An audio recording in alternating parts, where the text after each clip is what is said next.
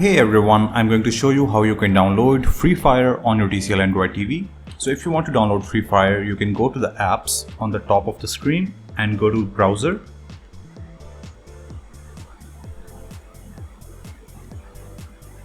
In the browser, you can go to search bar and write Free Fire APK. So after that, you can open the second link from your browser.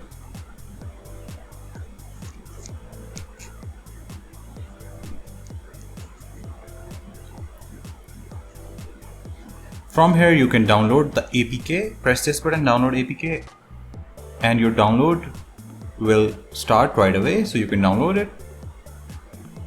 And now your Free Fire game is downloading on your smart TV.